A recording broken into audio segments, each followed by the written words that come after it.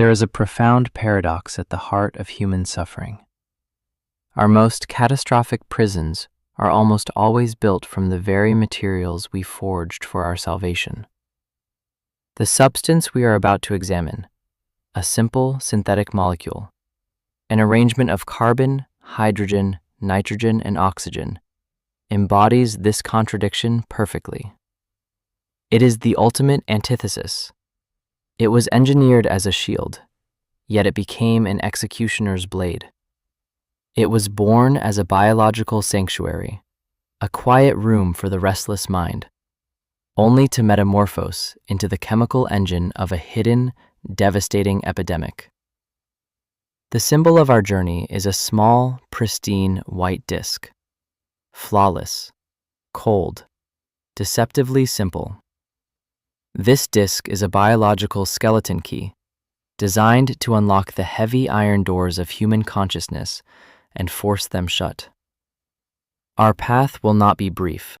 It will stretch across decades and continents, carving its way through the humid, forgotten laboratories of post-colonial India, across the violent pharmaceutical battlegrounds of Cold War Europe, and into the strobe-lit, velvet-roped sanctuaries of 1970s Manhattan.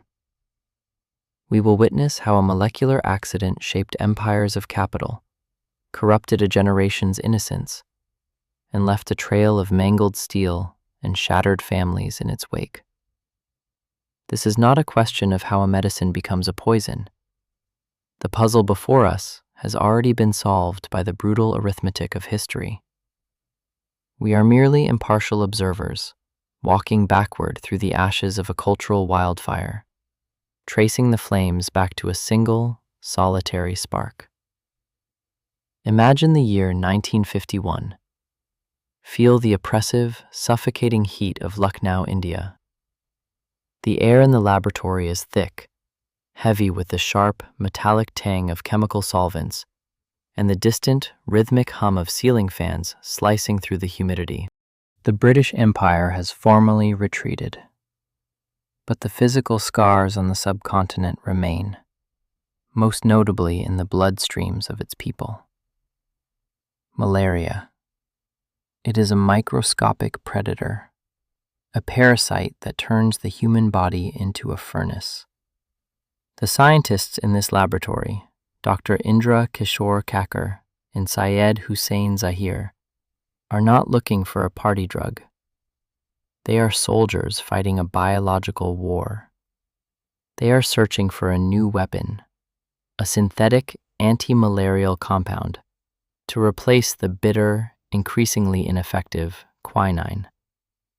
We watch them in their white coats, sweat pooling at the small of their backs, meticulously mixing powders and liquids.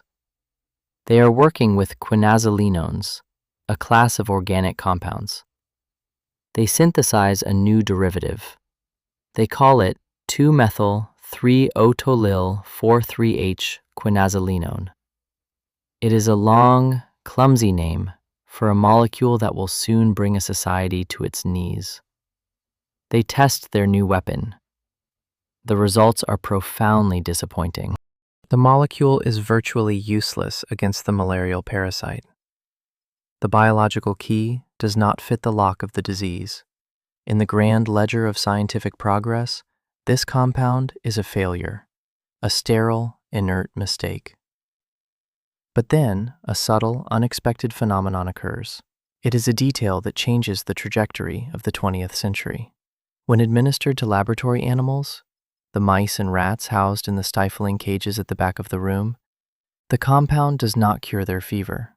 Instead, it drops them into a profound, immovable state of torpor. Observe this moment closely. The frantic scratching of claws against metal grates ceases. The nervous, rapid breathing slows to a deep, rhythmic whisper.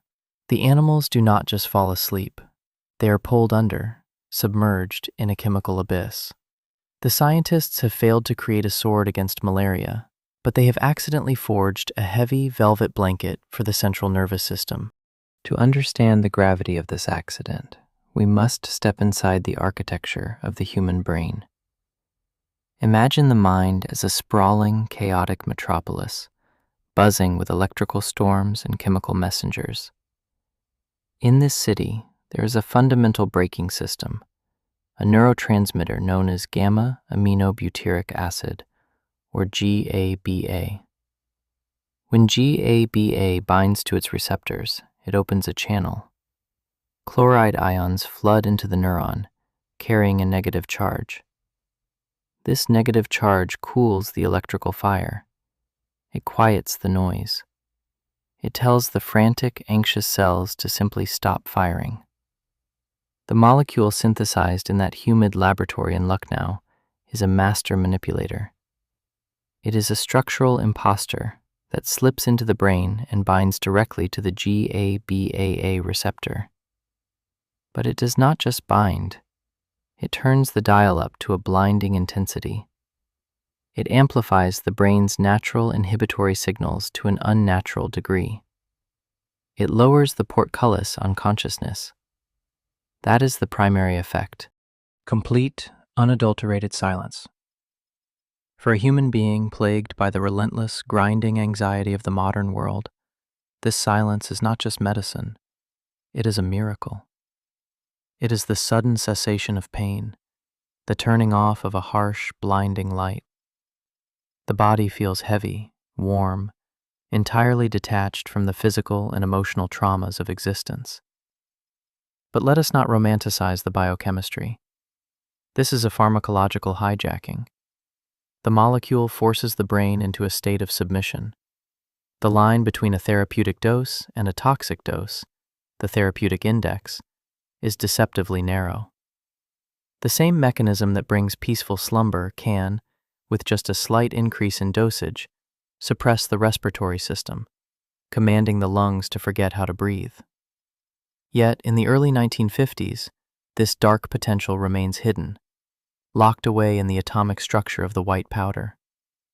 The researchers publish their findings in academic journals. The world barely notices. The molecule is a scientific curiosity, an orphan of industrial chemistry. It sits on a metaphorical shelf, gathering dust, waiting. It waits for nearly a decade. It requires a different kind of vision to see the true potential of this chemical silence.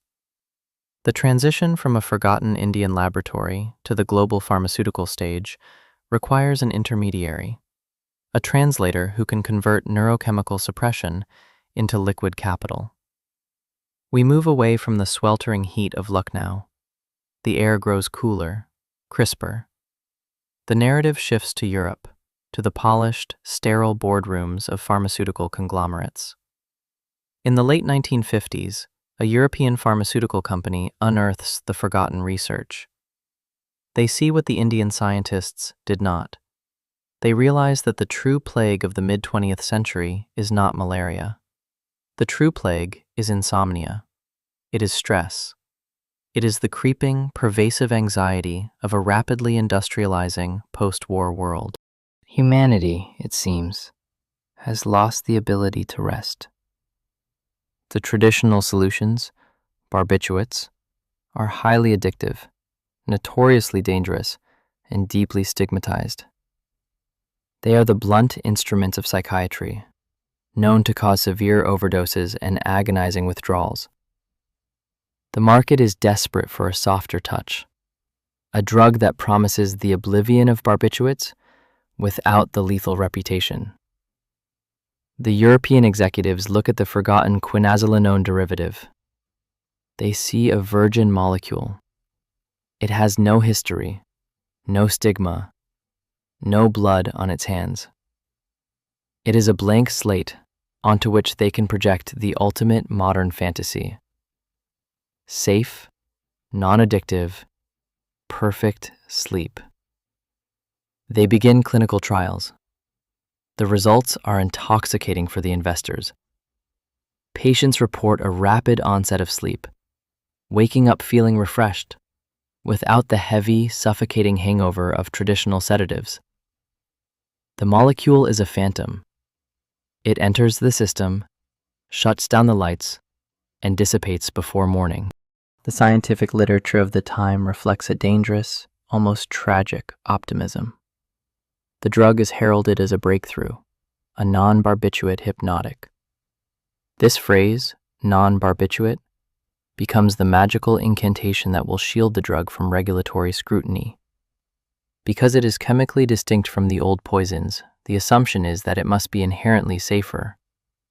This is the fatal flaw in the architecture of medical progress. The belief that a new chemical structure automatically equates to a kinder biological impact. We can see the machinery of mass production springing to life. The chemical vats are scaled up. The raw materials are poured in by the ton. The synthesis process, once a delicate, hands-on experiment in a small glass beaker, becomes an industrial symphony of pressure, heat, and catalytic reactions. The powder is pressed into pills, millions of them. They roll off the assembly lines like perfect, uniform soldiers, ready to be deployed across the continent. Each pill contains a precise dose of oblivion. Think about the immense, terrifying power held within those factory walls. They are not merely manufacturing medication, they are bottling peace. They are commodifying the absence of thought. And in a world desperate to escape the noise of its own existence, there is no product more valuable than silence. By the early 1960s, the drug is introduced to the European market. It is prescribed for everything from severe insomnia to mild nervous tension. It is handed out by doctors with the casual reassurance of a glass of warm milk. The first wave of users swallows the pill, lies back on their pillows, and waits for the gentle, warm wave of nothingness to wash over them. They do not know that the biological key they have just swallowed is inherently greedy. They do not know that the GABA receptors, once constantly flooded with this synthetic silence, will begin to demand it, structurally altering themselves to require the chemical just to maintain baseline sanity. They do not know that the warmth spreading through their limbs is the first, imperceptible tightening of a velvet garrote. This lack of knowledge is precisely what makes the launch so spectacularly successful. The molecule has found its perfect host, a society desperate for rest and entirely blinded by the white coat of medical authority. But the European experiment is merely a rehearsal. The true test of the molecule's power, the arena where it will truly reveal its monstrous duality, lies across the dark, churning waters of the Atlantic Ocean, where a nation of anxious dreamers is eagerly awaiting a new kind of salvation. The warm wave of nothingness that enveloped European households was not just a medical triumph. It was a highly bankable proof of concept. But to truly conquer the global imagination, a molecule needs a maestro. It needs someone who looks past the cold, sterile data points of clinical trials and sees the unexpressed, aching desires of an entire culture. The transition of this synthetic sedative from an experimental European novelty into an international cultural juggernaut required a visionary corporate architect, a figure possessing an flawless instinct for the hidden anxieties of the era. This architect did not reside in a laboratory, nor did he understand the intricate geometry of GABA receptors. His laboratory was the collective psyche of a post-war society, and his primary tool was the art of commercial seduction. Consider the landscape of the early 1960s. We look upon a world caught in a frantic, exhausting acceleration. The rhythm of daily life is no longer dictated by the rising and setting of the sun, but by the relentless ticking of factory clocks, the glare of television screens, and the high-stakes pressure of a rapidly expanding white-collar economy. Humanity has built a machine too fast for its own biology. The consequence is a quiet, pervasive desperation. People are vibrating with a new kind of residual static, a low-frequency nervous energy that refuses to dissipate when the evening news ends. They lie awake in the dark, their minds racing like engines out of gear. In Great Britain, a pharmaceutical firm named William R. Warner and Company recognizes this systemic malfunction. They acquire the rights to the compound. They understand that a drug is only as powerful as its narrative. To sell a chemical that forces human consciousness to surrender, one must first brand that surrender as a luxury. They do not market the compound under its clumsy, multisyllabic chemical designation. They give it a name that rolls off the tongue like a soothing incantation. Mandrax. Observe the brilliant simplicity of the packaging. It is designed to look like a premium lifestyle product, rather than a harsh psychological intervention. The marketing campaigns do not feature frightening images of clinical insomnia or psychiatric wards. Instead, they present images of pristine, serene landscapes, mist-shrouded fields, calm oceans, couples holding hands in soft twilight focus. The message is subliminal, but unmistakable. This pill is not a chemical straitjacket. It is a passport to peace. It is the ultimate modern convenience for a generation that has forgotten how to naturally exhale. But the corporate strategy goes deeper than mere aesthetic appeal. The true genius of the rollout lies in a calculated pharmaceutical marriage. The company does not market the quinazolinone derivative entirely on its own. They combine it with an old, widely understood antihistamine called diphenhydramine. On paper, this addition is justified as a synergistic pairing, a way to enhance the sedative effect. In reality, it is a brilliant piece of regulatory sleight of hand. By blending the new molecule with a familiar, time-tested ingredient, they create a sense of comforting familiarity. They diffuse the natural suspicion that doctors and patients might harbor toward an entirely synthetic, unproven chemical entity. This combination creates a profound multiplier effect within the human physiology. When the two substances enter the bloodstream together, they do not merely run parallel, they amplify one another. The antihistamine crosses the blood-brain barrier, dulling the sensory inputs, while the primary molecule clamps down on the brain's electrical grid. The result is a total, heavy blanket obliteration of consciousness. It is a knockout blow delivered with a velvet glove. We watch as the sales representatives descend upon medical practices across the United Kingdom. Imagine these men in their sharp, tailored suits opening leather briefcases filled with sleek brochures and shiny, amber-colored sample bottles. Their pitch is polished, rehearsed, and utterly devastating to a busy doctor's skepticism. They repeat the phrase, non-barbiturate, like a religious mantra. They argue that Mandrax offers all the profound, deep sleep of the old barbiturates, but with none of the lethal respiratory depression, none of the morning hangover, and absolutely zero risk of physical dependence. This is the golden promise that every physician has been praying for. For decades, doctors have lived in fear of prescribing traditional sleeping pills, knowing that a single desperate moment or a miscalculated dose could stop a patient's heart permanently. Now, they are being handed a miracle, a substance that promises absolute safety without sacrificing absolute efficacy. The medical establishment is completely disarmed. They do not demand long-term longitudinal studies. They do not question the underlying neurochemistry. They accept the corporate narrative because it solves their most exhausting clinical dilemma. The pens begin to move across prescription pads with a frantic, unthinking regularity. Imagine the scratching of ink on paper, echoed thousands of times a day in clinics from London to Edinburgh. A prescription is handed over with a reassuring smile.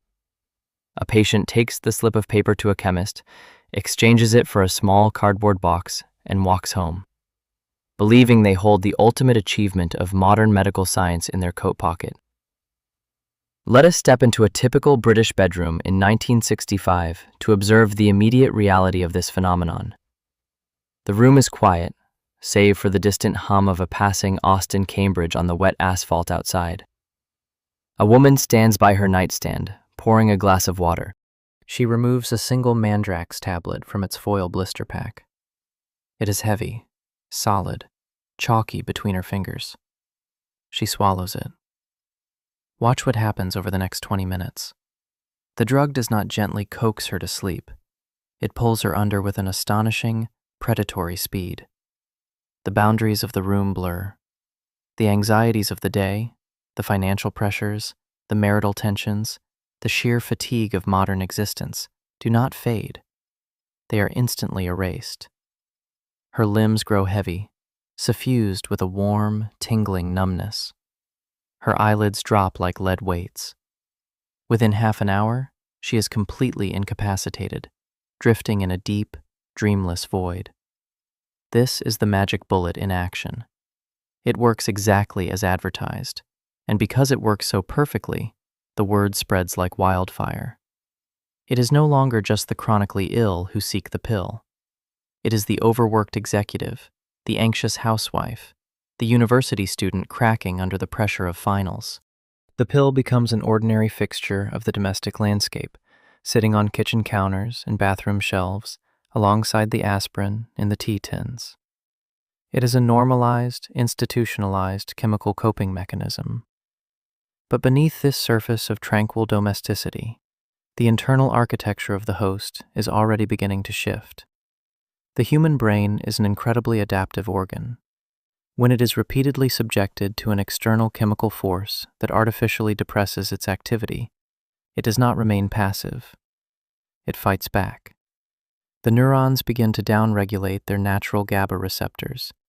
They become desensitized to the drug. They demand more.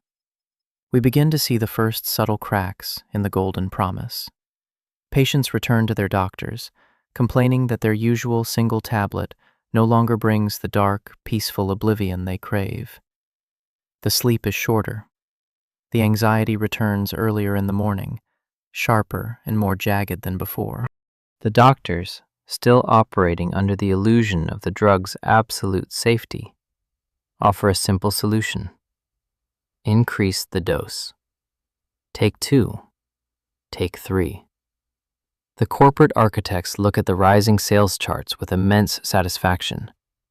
The factory wheels spin faster, the chemical vats churn day and night, turning out billions of tablets to meet the insatiable demand of a sleepless continent. Mandrax has successfully colonized the British psyche. It has proven that a synthetic molecule can become an indispensable part of human life if it is wrapped in the right narrative of safety and comfort. Yet, as the mid-1960s give way to a more turbulent cultural climate, this chemical silence begins to leak out of the quiet suburban bedrooms and into a completely different stratum of society. A generation of young people, born into the post-war boom and vibrating with a desire for rebellion, is looking for new ways to alter their perception of reality. They do not want to use the drug to sleep. They want to use it to see what happens if they stay awake. They are about to discover that when this pristine white molecule is mixed with the chaotic energy of the emerging youth counterculture, the velvet blanket of sleep transforms into something entirely wild, uninhibited, and profoundly dangerous, setting the stage for a spectacular crossing of the Atlantic. The transformation of a chemical sedative into a cultural weapon requires a specific type of cultural catalyst, an environment where old rules are being systematically dismantled and replaced by an obsession with sensory exploration. In the late 1960s, London became that catalyst. The city was vibrating with the frantic, colorful energy of the swinging 60s. The air was thick with the scent of Moroccan incense, cheap tobacco, and petrol fumes from passing Mini Coopers. Fashion, music, and social mores were shifting at a dizzying pace. Traditional boundaries were dissolving, and a generation born under the shadow of post-war austerity was suddenly desperate to feel everything, deeply and immediately. It was here, amidst the neon lights of Carnaby Street and the crowded underground music clubs of Soho, that Mandrax shed its clinical identity completely. Young people, always searching for new ways to push the envelope of consciousness, began to experiment with the white tablets they found in their parents' medicine cabinets. They were not looking for a cure for insomnia. They were curious, reckless, and entirely unconcerned with medical guidelines. They quickly discovered a bizarre, intoxicating physiological loophole. If you swallow the pill, but force yourself to resist the initial, overwhelming urge to lie down and sleep, a strange metamorphosis occurs. The heavy velvet blanket that was supposed to smother your consciousness instead turns into a profound, floating euphoria. Imagine the interior of a subterranean London club in 1967. The walls are damp, sweating with condensation, reflecting the flashing, multicolored psychedelic oil projections. The music is loud, a heavy bass line rattling the floorboards. In the dark corners, teenagers are passing around small cardboard boxes of mandrax. They wash the pills down not with water, but with pints of warm bitter or cheap cider. We observe the physical manifestation of this chemical loophole. As the drug takes hold, the nervous system enters a state of deep, paradoxical intoxication. The user's coordination begins to fracture.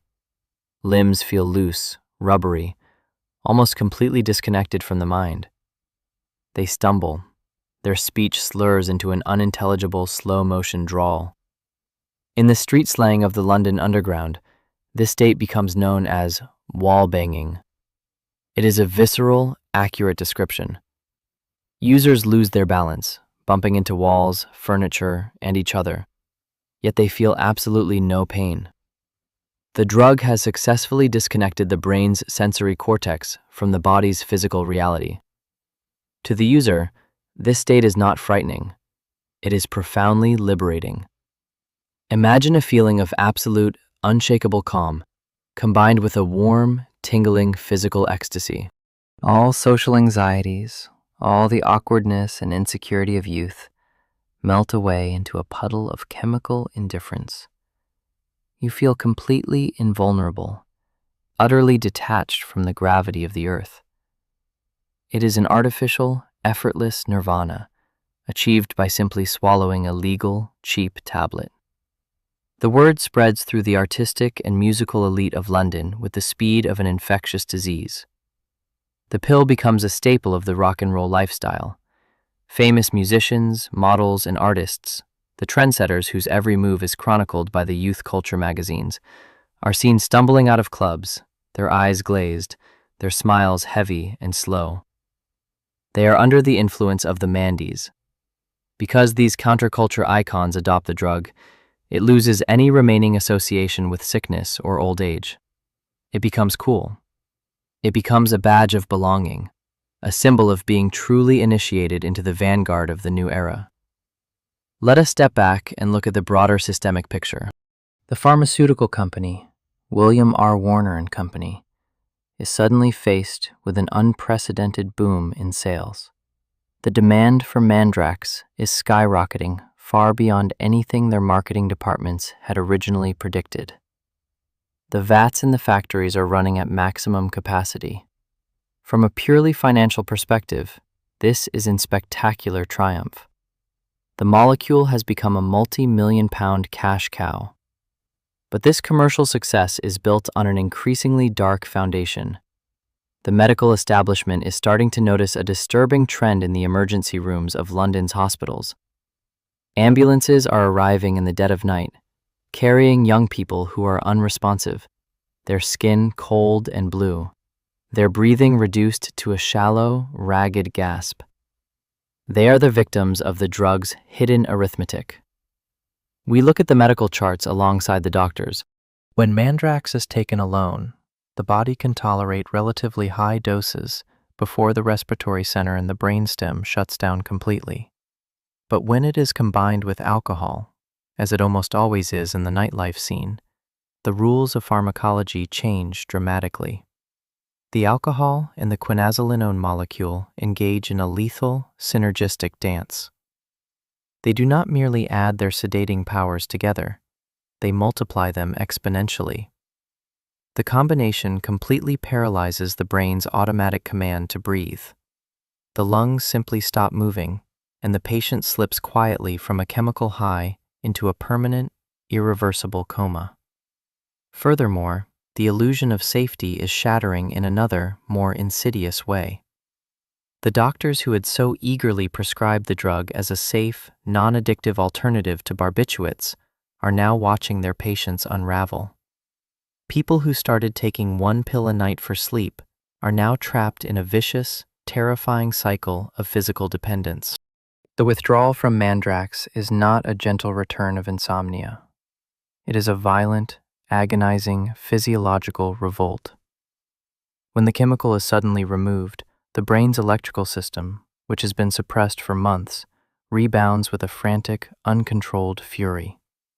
Patients experience intense tremors, blinding hallucinations, profuse sweating, and grand mal seizures that can easily result in death.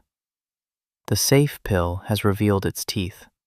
It is just as addictive, just as lethal, and far more insidious than the old barbiturates it was supposed to replace. The British government is forced to act. Regulatory bodies begin to investigate the soaring prescription rates and the rising tide of overdoses. The medical journals that once praised the molecule are now filled with urgent warnings from alarmed toxicologists. The phrase non-barbiturate is exposed as a cynical semantic trick, a piece of corporate branding that cost human lives. By the late 1960s, the authorities begin to tighten the noose. Mandrax is placed under strict prescription controls, making it significantly harder for doctors to hand out casually, and the police begin to crack down on the illegal street trade in Soho.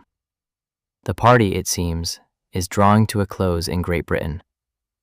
The molecule is being pushed out of the mainstream, reclassified by law as a dangerous, controlled narcotic. But a molecule does not have a conscience, nor does it recognize national borders.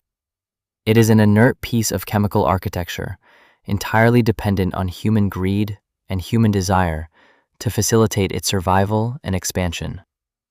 As the regulatory walls begin to close in across Europe and the United Kingdom, the corporate entities and international distributors who held the rights to the compound do not simply accept their losses and destroy their formulas. They look across the globe for a new, larger, and completely unprotected market.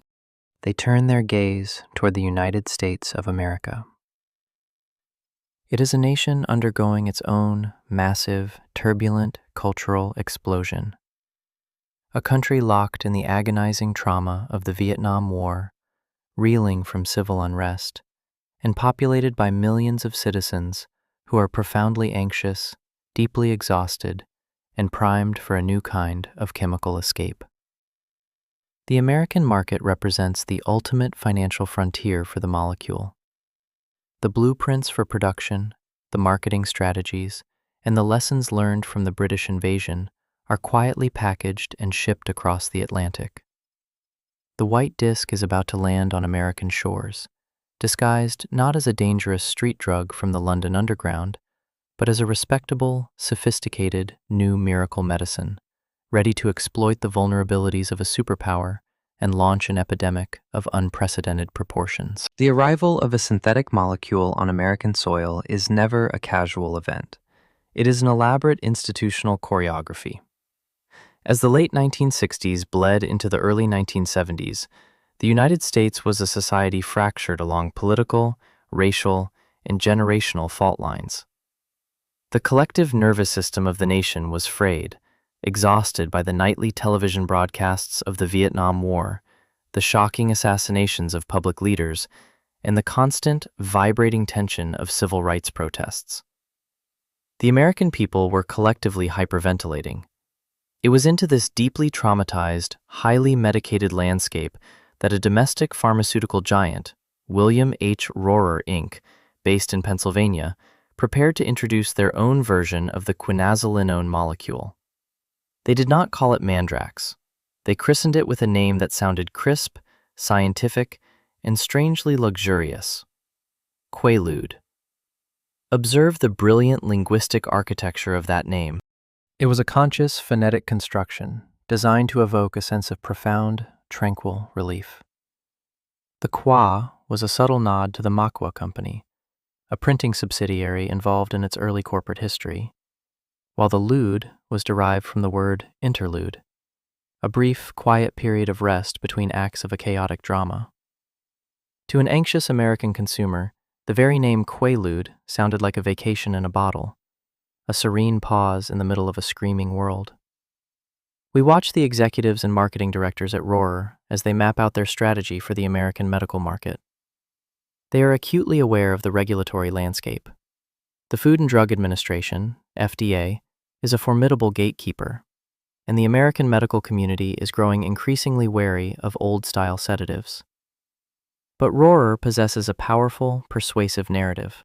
They look at the mountain of data generated during the drug's tenure in Europe and Great Britain, but they filter that data through a very specific lens. They do not highlight the emergency room admissions in Soho or the rising tide of physical dependence in London. Instead, they present the molecule as a completely clean, pristine, revolutionary breakthrough. Imagine the slick, multi-page advertisements that begin to flood prestigious medical publications like the Journal of the American Medical Association in 1965 and 1966. These advertisements are masterworks of psychological manipulation. They feature full-color photographs of calm, attractive, smiling individuals, a middle-aged executive sitting serenely at his mahogany desk, a well-dressed housewife looking peacefully out of a sunlit suburban window. The accompanying text is authoritative and bold.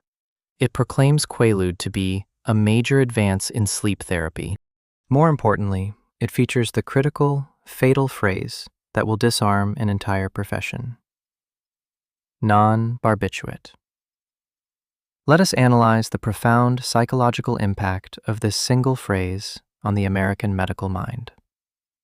For over half a century, American doctors had a deeply conflicted relationship with barbiturates like Seconal and Nembutal. They knew these drugs were effective, but they also knew they were highly lethal in overdose, difficult to manage, and deeply stigmatized as the tools of suicides and desperate addicts. By positioning Quaalude as a non-barbiturate, Rohrer is offering doctors a way out of their moral and clinical dilemma. They are telling the medical community that they can now prescribe the profound, immediate relief of a heavy sedative without any of the associated guilt, danger, or regulatory oversight. The sales force of William H. Rohrer, Inc. descends upon thousands of medical clinics across the country with an evangelical fervor. They hand out glossily packaged sample bottles containing small, thick, white tablets stamped with the corporate logo. They assure doctors that Quaalude is so safe that it can be prescribed with minimal restrictions. It is not placed on the restrictive schedules of the newly minted Controlled Substances Act of 1970. Instead, it is classified as a Schedule II or Schedule III substance, depending on the state, making it incredibly easy to refill. The strategy works with spectacular, terrifying efficiency. The medical establishment embraces Quaalude with open arms.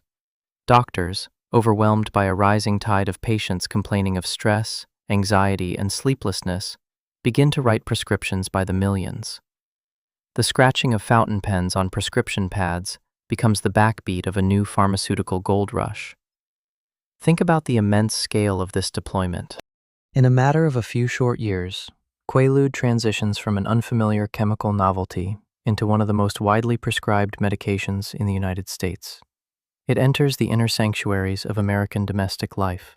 It sits in mirrored bathroom cabinets in wealthy Manhattan penthouses, on nightstands in sprawling suburban tract homes in California, and in the kitchens of working-class families in Chicago.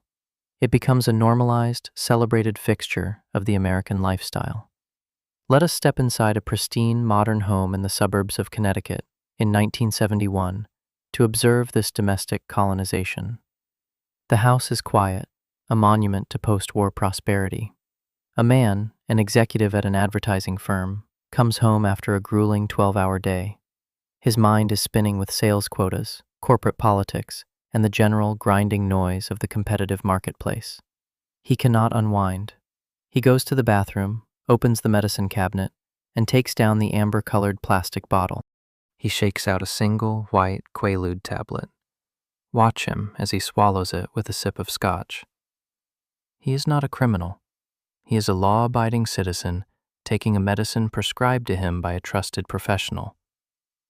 Within 20 minutes, the molecule begins its masterful manipulation of his central nervous system. The electrical storms in his brain subside. The tight, painful knot of tension in his shoulders begins to unravel. A warm, heavy sensation of absolute comfort spreads through his limbs like a slow-moving tropical wave. The worries of the corporate world do not just disappear, they become entirely irrelevant. He feels completely insulated from the harsh realities of life, wrapped in a thick, artificial cocoon of safety. This is the seductive trap of the molecule at its most potent. Because it feels so benign, because it arrives with the official imprimatur of the medical establishment, the user's natural psychological defenses are completely lowered.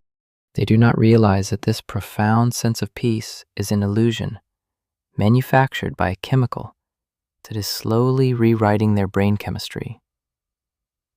They do not see that the molecule is structurally desensitizing their natural neurological braking system, ensuring that they will soon need the pill not just to relax, but to avoid a state of absolute, shattering panic. As the early 1970s progressed, this massive, legal domestic supply created a vast reservoir of the drug across the country. And just as it had in London, this ocean of chemical calm could not be contained within the boundaries of the bedroom. A new generation of young Americans, disillusioned by the political establishment and eager to explore the outer limits of personal freedom, began to look at their parents' medicine cabinets with an intense, predatory curiosity. They were about to discover that this respectable white suburban pill possessed a dark, wild, and incredibly uninhibited second life. The molecule was about to escape the control of the doctors entirely, migrating from the quiet of suburban bedrooms into the chaotic, neon-drenched epicenter of a cultural revolution, where it would become the ultimate catalyst for an era of unbridled hedonism and hidden devastation. The migration of Quaalude from the quiet sanctuary of the medicine cabinet to the forefront of American youth culture was a fluid, almost inevitable tectonic shift. By 1972, the vast reservoir of legally prescribed tablets had begun to leak into high schools, university campuses, and urban nightlife centers. A generation that had grown up watching their parents manage their emotions with pharmaceuticals saw no hypocrisy in using those same substances for recreation. However, the youth did not want to use Quaalude as a bridge to sleep. They wanted to weaponize its sedative properties to achieve a radical state of uninhibited sensory distortion. They were looking for a chemical engine that could match the accelerating pace of a sexual and cultural revolution, and they found it in a thick white pill stamped with the numbers 714. These 3 digits, 714, were originally nothing more than an internal corporate manufacturing code used by William H. Rohrer, Inc. to identify the 300 milligram dosage of Quaalude. But within the emerging counterculture, those numbers mutated into a powerful, universal symbol. They became a cultural shorthand, a brand identity that surpassed the fame of the pharmaceutical company itself. To possess a 714 was to hold a golden ticket to a world where gravity, consequence, and social anxiety ceased to exist. Imagine the sensory reality of a college campus in the early 1970s. The air is filled with the scent of patchouli oil, damp denim, and stale beer. In the dormitories, students are no longer just passing around cannabis or LSD. They are trading white, chalky discs. The ritual of consumption has evolved. Users have perfected the art of the lude credit, the precise, calculated delay of sleep. They swallow the 300 milligram tablet and fight the initial, heavy wave of lethargy by drinking caffeine or moving into high-stimulation environments. We observe the profound physiological transformation that occurs once the threshold of sleep is successfully breached. The molecule completely paralyzes the user's psychological defenses. The prefrontal cortex, the seat of judgment, hesitation, and social conditioning, is effectively taken offline. Anxiety vanishes entirely, replaced by an overwhelming, warm sensation of absolute self-confidence and physical relaxation. The muscles of the body become loose, almost liquid.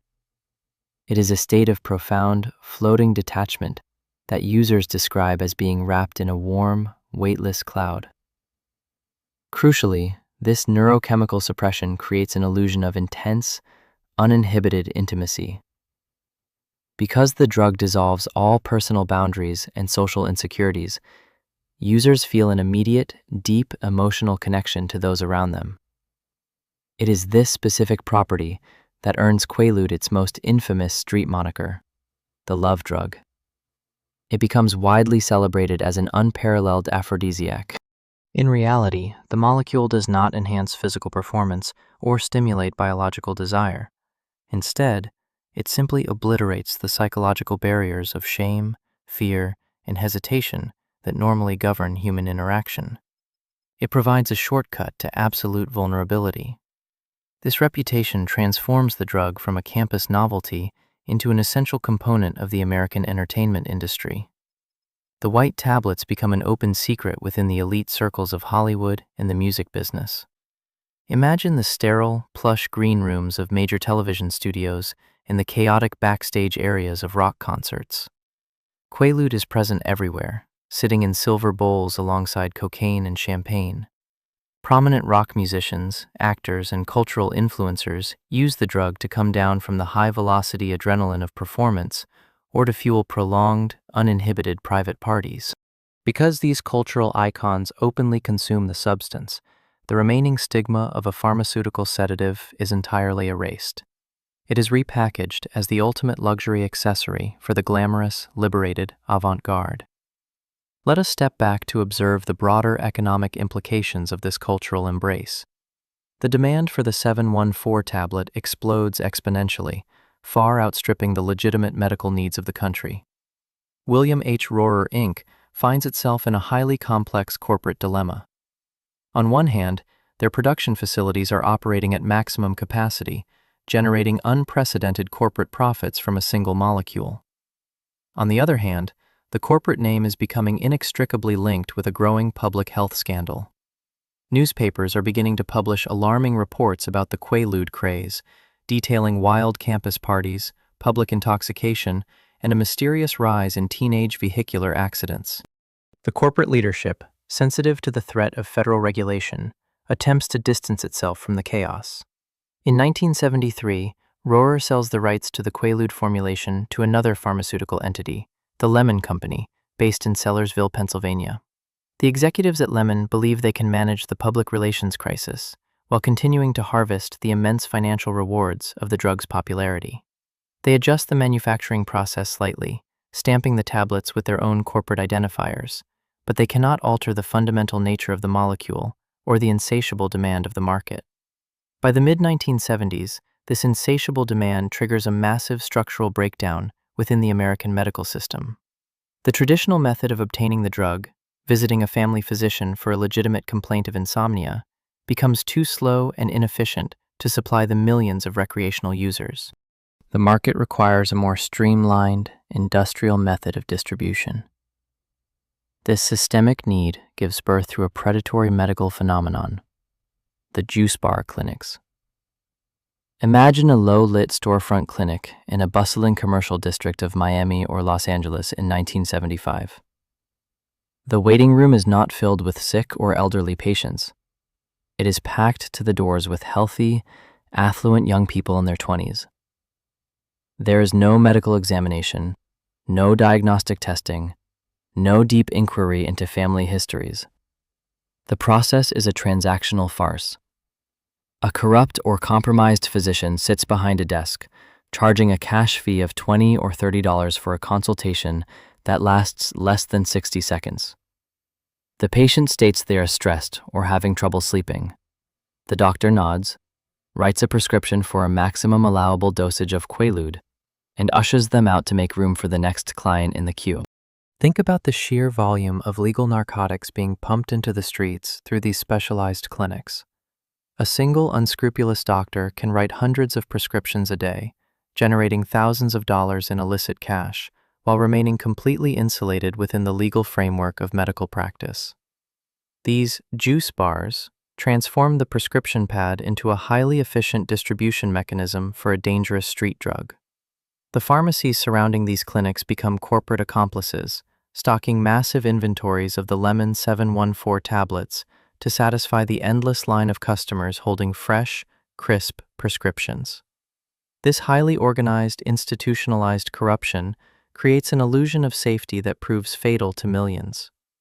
Because the pills are manufactured in clean, regulated American factories and distributed by licensed professionals in white coats, the users believe they are insulated from the sordid dangers of the traditional black market. They are not buying a mysterious powder from an alleyway dealer. They are purchasing a pharmaceutical product from a neighborhood drugstore. But the molecule does not respect the legal status of its distribution channel. Beneath the clean, white presentation of the Lemon 714 tablet lies a highly addictive, neurochemically ruthless predator. The millions of ordinary young Americans who frequent the juice bar clinics are not embarking on a harmless journey of sexual liberation and carefree euphoria. They are walking directly into a trap designed by the laws of organic chemistry. The human brain, constantly flooded with this massive external supply of synthetic sedation, is quietly shutting down its internal mechanisms of balance, preparing a catastrophic physiological reckoning that will soon shatter the neon illusion of the era. The institutionalized pipeline of the storefront clinics did more than just flood the streets with white tablets. It provided the precise chemical infrastructure required for the birth of a new cultural epoch. By 1976, the fractured social movements of the early 70s had coalesced into a single, glittering phenomenon: the disco era. The focus of the counterculture shifted away from political defiance and toward an obsession with pure, unadulterated escapism. The epicenter of this movement was New York City, a metropolis trapped in an economic crisis, covered in graffiti, yet vibrating with an intense, nocturnal electricity. In the legendary exclusive discotheques like Studio 54, the Paradise Garage, and Xenon, the white Lemon 714 tablet found its spiritual home. It was no longer just a drug. It became the ultimate fuel for a subculture built on flashing neon lights, rhythmic bass lines, and a desperate desire to forget the world outside.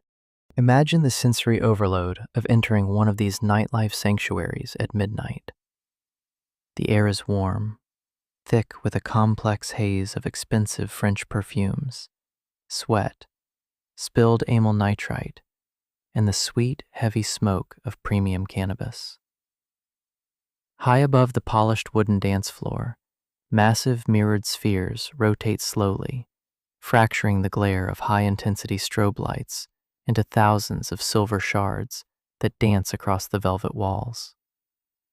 The music is deafening, a continuous, synchronized four-on-the-floor beat that bypasses the rational mind and vibrates directly through the ribcage of the crowd. We look closely at the patrons crowding the velvet ropes and packing the VIP balconies. They represent a dazzling, hedonistic mosaic of society. Famous fashion designers, Hollywood starlets, Wall Street brokers, and ordinary blue-collar workers who have spent their week saving up for a single night of simulated aristocracy. And running through this entire social hierarchy, like an invisible current, is the presence of QUAALUDE. It is the social lubricant that makes the entire decadent machine function. The ritual of consumption inside the disco scene becomes an art form. It is the era of looting out. Users do not swallow the pill in secret. They display it on their tongues like a silver coin before washing it down with glasses of champagne or expensive vodka. The objective is to achieve a state of perfect equilibrium. Cocaine is used to provide the high-velocity energy the intellectual arrogance, and the stamina to dance for hours. Quaalude is introduced to blunt the sharp, anxious edges of the stimulant, creating an incredibly intense, hybrid intoxication known to the regulars as the disco warp. Observe the physical manifestation of this state on the dance floor. Under the influence of the molecule, the rigid posture of ordinary life dissolves completely. The dancer's movements become fluid, languid, almost gelatinous. The limbs feel weightless, moving through the air with a slow-motion grace that perfectly mirrors the hypnotic rhythm of the music. The face relaxes into a loose, blissful smile, the eyes heavy and half-closed, reflecting the flashing neon lights without truly seeing them. All internal critics are silenced. All shame, self-consciousness, and psychological hesitation are obliterated by the flood of synthetic GABA activity. You are no longer an individual with a history, anxieties, and responsibilities. You are a purely sensory being, existing entirely within the present second of the music. But let us look beneath this surface of liberation.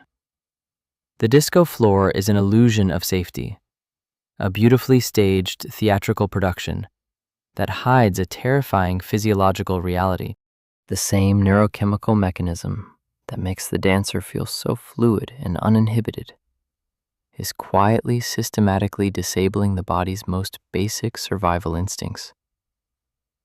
As the night progresses into the early hours of the morning, the scene inside the clubs shifts from glamorous euphoria to a grotesque, slow-motion breakdown. We step away from the center of the dance floor and move toward the dimly lit peripheral spaces, the plush leather couches, the dark hallways, and the VIP lounges. Here, the true power of the molecule is laid bare. The fluid grace of the dancers turns into a profound, helpless incapacitation. Users who have miscalculated their dose or mixed the pill with too much alcohol find themselves completely paralyzed, entering a state known as the Quaalude coma. They lie slumped over furniture, their heads hanging back, their mouths open, entirely unresponsive to the screaming music or the people stepping over them. Their speech is reduced to a thick, guttural grunt.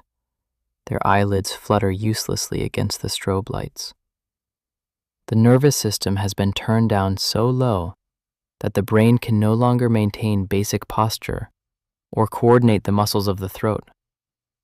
It is a state of near total biological vulnerability, disguised as a luxury high. Think about the profound cultural cognitive dissonance of this moment.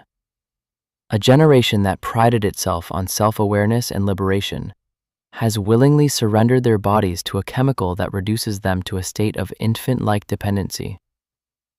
In the hierarchy of the disco club, this helplessness is normalized, even celebrated. It is viewed as the ultimate proof of a successful night, a badge of honor among the elite. Yet, the danger cannot be confined within the walls of the discotheque.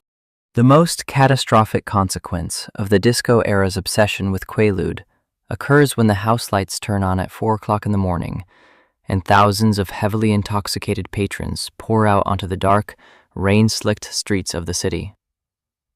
They do not call cabs. They do not walk. They hold keys in their rubbery fingers, crawl into the driver's seats of their sports cars, and turn the ignition. We watch from the perspective of an impartial observer as these vehicles move through the nocturnal landscape. Driving under the influence of Quaalude is entirely different from driving under the influence of alcohol or stimulants. The drug creates a lethal combination of absolute visual distortion and complete psychological invulnerability. The driver's depth perception is shattered. A traffic light 100 yards away appears to be right in front of the hood. The reflexes are delayed by several critical seconds. Yet because the prefrontal cortex is completely numb, the driver feels no fear, no hesitation, no sense of danger. They accelerate into the darkness, completely convinced that they are in perfect control. The results are written in the twisted steel and broken glass that litters the American highway system throughout the late 1970s. Ambulances and police cruisers race through the night, their sirens wailing against the silence, arriving at scenes of absolute devastation. Cars have drifted across center lines, slammed into concrete overpasses at 80 miles an hour, or plowed through intersections without ever hitting the brakes. Inside the wreckage, the victims are often found remarkably intact, but profoundly unconscious, their bodies having remained completely loose and relaxed during the impact. A horrific testament to the muscle-relaxing properties of the pill that killed them. The epidemic is no longer hidden. It is written in the soaring mortality rates of young adults, in the crowded emergency rooms of urban hospitals, and in the growing panic of parents who realize that the white pill stamped 714 is systematically destroying their children. The neon illusion of the disco era is beginning to crack, exposing the raw, ugly machinery of addiction and death that has been running underneath. The molecule has completed its transformation from a respectable suburban medicine into a wild, uncontrollable social predator. And the authorities are finally realizing that they are running out of time to stop the bleeding. The trails of mangled steel left on America's highways were the visible, bleeding edge of a crisis that the legal pharmaceutical infrastructure could no longer contain or justify. By 1978, the regulatory pressure on the Lemon Company and the remaining legitimate juice bar clinics had reached a fever pitch.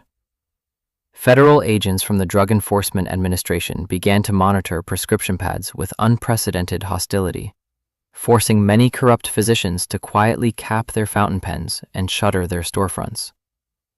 Yet, the biological dependence of millions of users could not be legislated away with a stroke of a pen. The market was vibrating with an insatiable, agonizing hunger. This sudden contraction of the legal supply did not extinguish the epidemic. Instead, it created a massive, hyper-lucrative vacuum that attracted a completely different breed of entrepreneur. We shift our focus away from the sterile boardrooms and compromised clinics, moving down into the gray, unregulated underworld of industrial counterfeiting. When a legitimate product becomes unavailable, but remains universally desired, the black market does not invent a new alternative. It replicates the original icon. Criminal networks realized that they did not need a license from the FDA to manufacture a 714 tablet. They only needed 3 basic components: the raw chemical powder, an industrial pill press, and a stamping die that could mimic the famous lemon typography. Imagine the interior of a hidden subterranean warehouse in the industrial outskirts of northern New Jersey or Montreal, Canada, in 1979. The atmosphere here is a stark, grotesque mirror of the clean Pennsylvania factories we observed earlier. There are no air purifying systems, no pristine white coats, no rigorous quality control protocols. The air is thick with a choking cloud of white chemical dust that settles like a toxic frost on rusted machinery, concrete floors, and the bare skin of the operators. The rhythmic, deafening clank, clank, clank of a heavy industrial pill press echoes off the corrugated iron walls, a mechanical heartbeat driving a new underground empire.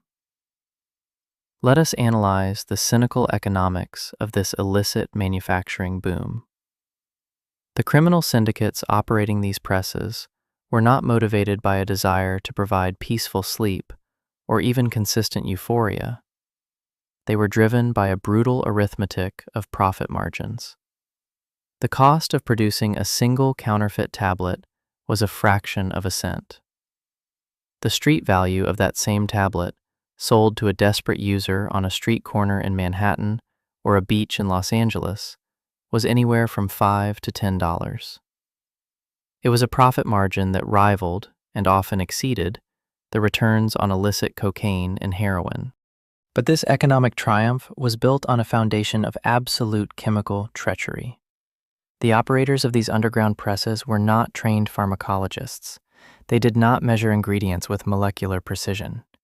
They mixed large batches of powder in plastic trash cans, using crude binders like cornstarch, chalk, or even industrial talcum powder to give the pills their physical structure. Furthermore, obtaining the actual quinazolinone molecule, methaqualone, was becoming increasingly difficult due to international shipping watch lists. To bypass this obstacle, the counterfeiters turned to a variety of dangerous, unpredictable chemical substitutes. They began to lace their counterfeit 714 tablets with high doses of cheap, powerful tranquilizers like diazepam, or worse, toxic industrial sedatives that had been rejected by the medical community decades earlier due to their extreme organ toxicity. We watch a user buy one of these counterfeit discs under the dim street lights outside a nightclub. The pill looks identical to the legitimate Lemon 714. It features the same clean edge, the same white color, the same authoritative branding stamped into its face. The user swallows it, completely confident that they are consuming a familiar, standardized pharmaceutical product. They are entirely unaware that they have just introduced an untested, contaminated chemical cocktail into their bloodstream. The physiological consequences of this counterfeit shift are immediate and horrific. Because the active ingredients in the street pills vary wildly from batch to batch, the user is playing a game of biological Russian roulette. One pill might contain almost no active sedative, inducing a state of frustrating withdrawal. The next pill from the very same baggie might contain a lethal concentration of a foreign synthetic downer.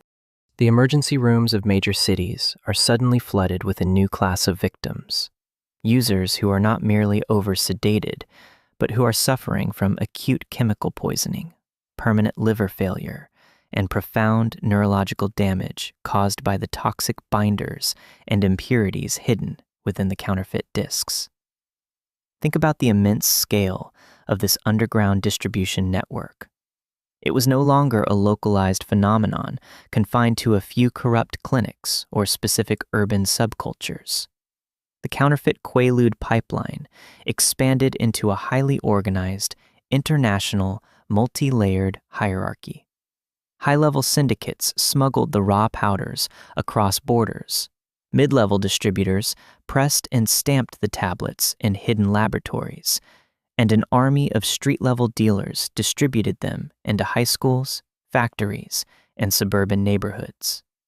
The white disc had become a parallel currency, a universal commodity of the American shadow economy.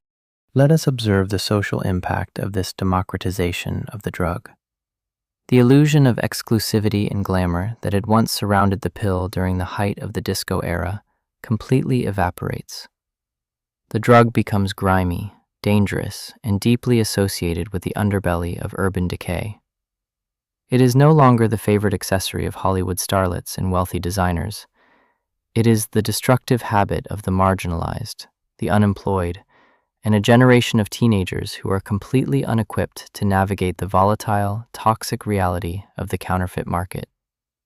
The public perception of the molecule undergoes a radical, permanent transformation. The media, which had once treated the QUAALUDE craze with a degree of sensationalized amusement, now reports on it with unadulterated terror. Television news programs broadcast investigative reports showing the squalor of the seized pill factories, the vacant eyes of addicted teenagers in rehabilitation clinics, and the rows of body bags leaving the morgues. The white disc is no longer viewed as a miracle of modern convenience or a symbol of sexual liberation. It is exposed as a societal cancer, a synthetic parasite that is consuming the youth of the nation from the inside out. Yet, even as the domestic counterfeit laboratories run at maximum capacity, they cannot fully satisfy the desperate, howling demands of the market. The criminal syndicates realize that to truly maximize their fortunes, they must look beyond the borders of the United States, expanding their operations into a global logistical network that can move raw materials and finished products across oceans with the efficiency of a multinational conglomerate. The story of the molecule is about to scale up once again, shifting from a domestic manufacturing crisis into a sprawling geopolitical smuggling war that will draw in international cartels, corrupt foreign governments, and the highest levels of federal law enforcement in a desperate bid to control the flow of synthetic oblivion. The grimy degradation of the domestic counterfeit market was a clear signal that the white molecule had broken free from its American corporate anchors. But the true geopolitical awakening of the drug was only just beginning. By 1980, the United States was no longer merely dealing with a localized public health crisis. It was confronting a sprawling international logistical network that treated the desire for synthetic sedation as a global commodity. As domestic law enforcement cracked down on the subterranean warehouses of New Jersey and Canada, the supply lines did not snap. Instead, they stretched outward, crossing oceans and continents, embedding themselves into the volatile economies of developing nations. The white disc stamped 714 was about to become the centerpiece of a multi-million-dollar transnational smuggling apparatus, revealing how a single pharmaceutical mistake could manipulate the trade balances of sovereign states. To comprehend the immense scale of this globalized expansion, we must look beyond the borders of the West and cast our gaze toward the shipping lanes of the Atlantic and the porous frontiers of Latin America.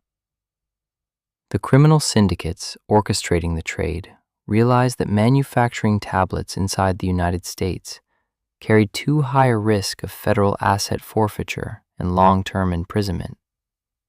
The solution was simple: externalize the production.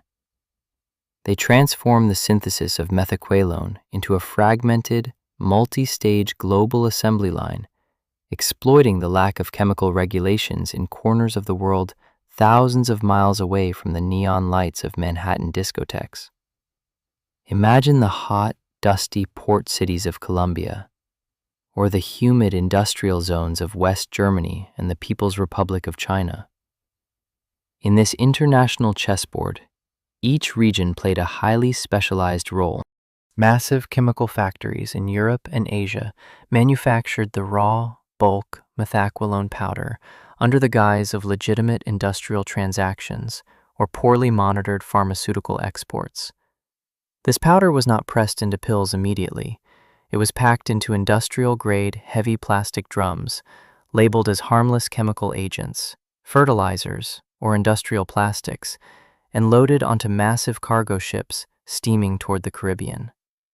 We observe the arrival of these vessels in the hidden bays of the Colombian coast. Long before the modern cartels standardized the trafficking of pure cocaine, they cut their logistical teeth on the transportation of counterfeit sedatives. The bulk chemical powder was offloaded from cargo ships in the dead of night, transported by rugged trucks into deep jungle laboratories, and mixed with crude binders. Here, beneath the canopy of the rainforest, the heavy stamping dyes, imported illegally from the United States, slammed down day and night. Millions of perfect, uniform replicas of the Lemon 714 tablet rolled off primitive assembly lines, destined for a country that was actively trying to legislate them out of existence. Let us examine the staggering financial architecture of this international pipeline. The cost of purchasing a kilogram of raw methaqualone powder from a corrupt European manufacturer was roughly several $100s. Once that single kilogram was smuggled into a South American laboratory, mixed with chalk, and pressed into thousands of individual 714 tablets, its value mutated exponentially. When those tablets successfully breached the maritime borders of the United States, transported by fleets of low-flying twin-engine aircraft, or hidden inside the secret compartments of luxury yachts, they generated a return on investment that defied traditional economic logic. A single successful smuggling run could net a criminal syndicate millions of dollars in cash, transforming low-level contraband smugglers into incredibly wealthy, politically protected transnational barons. But this economic triumph required a continuous, systemic corruption of the institutions designed to protect society. We watch the flow of this illicit wealth as it trickles down through the political hierarchies of transit nations. The cartels did not merely buy silence from local police officers on the beaches. They bribed customs officials, port authorities, and high-ranking military officers across the Caribbean basin. The white molecule became a powerful solvent, capable of dissolving the ethical foundations of local governments. Entire island nations and coastal territories became functional colony states for the Quaalude trade, providing safe harbors, refueling stations, and unregulated banking systems where the mountain of American cash could be laundered back into the legitimate global economy. Think about the profound human cost of this geopolitical distortion. While the international distributors counted their profits in secure offshore bank accounts, the reality on the streets of America was reaching a state of near total emergency. The sheer volume of the imported Colombian 714s flooded the market to such an extent that the price of a tablet plummeted, making the drug accessible to the most vulnerable strata of the population. The epidemic was no longer a middle-class suburban vice or a glamorous nightlife ritual. It had become an aggressive urban blight, tearing through inner-city neighborhoods that were already reeling from high unemployment and social decay. Let us step inside an underfunded public hospital in downtown Detroit or Miami in 1981 to observe the clinical reality of this deluge. The emergency room is a chaotic, high-stress combat zone. The beds are filled not with affluent patrons from exclusive clubs, but with young people from working-class backgrounds who have consumed the cheap imported counterfeit tablets. Because these Colombian replicas are frequently contaminated with industrial impurities and highly erratic dosages of active chemicals, the medical staff cannot rely on standard overdose protocols. We watch a team of doctors as they fight to stabilize a 19-year-old patient. His body is rigid, locked in a state of severe, continuous muscle spasms that look like an epileptic fit, but do not respond to traditional anticonvulsants.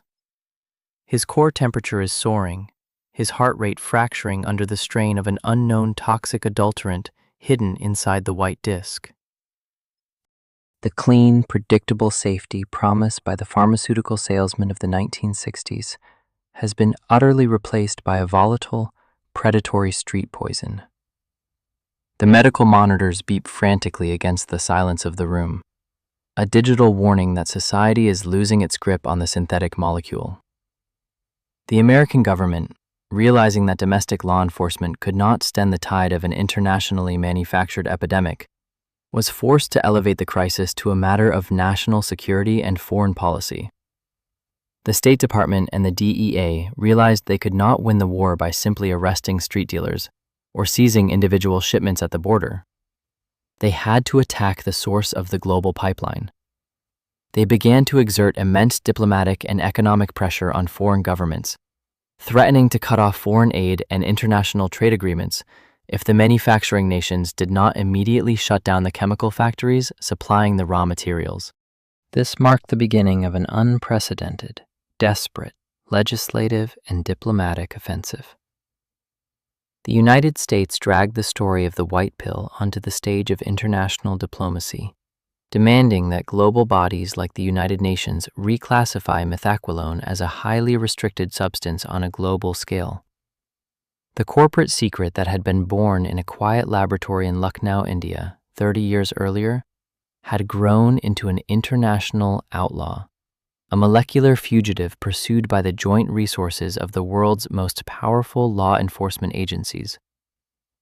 But the network was highly adaptive, and as the federal guillotine began to slide down on the traditional trade routes, the syndicates prepared one final, chaotic mutation that would push the crisis from a matter of border security into an existential confrontation with the very limits of legislative control. The mobilization of international diplomacy and the threat of severe economic sanctions marked a decisive turning point in the war against the white molecule, signaling that the era of open, industrial-scale trafficking was drawing to a close. By 1982, the pressure exerted by the United States State Department had effectively squeezed the traditional bottlenecks of the global pipeline.